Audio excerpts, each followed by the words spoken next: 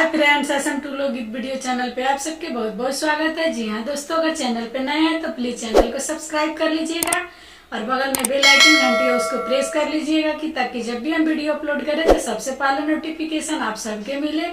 तो चलिए आप सबके बीच में एक बहुत सुंदर विवाह गीत सुनाने जा रहे हैं। गीत के एंड तक बने रहिएगा। जीराउली जीराउली जीराउली पात है, जीराउली जीराउली जीराउली पात है। अरे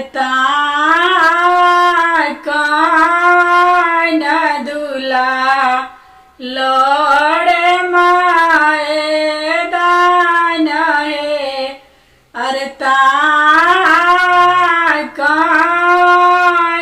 दूला लौड़े माए दान है।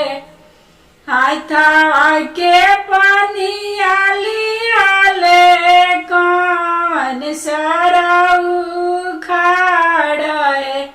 हाथा के पानी आली आले कौन सराऊ खाड़ है।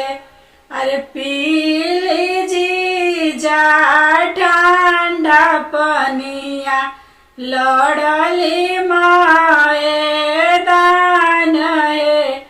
अरे पीली जी जा ठंडा पनिया लड़ली माए दान है।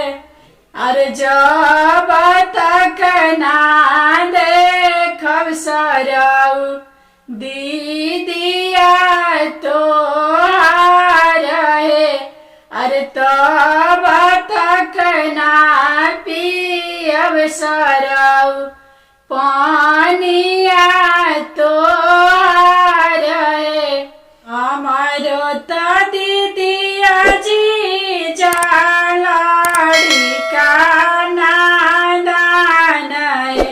अरे खेलत होई है पापा जंगिया रोदना पा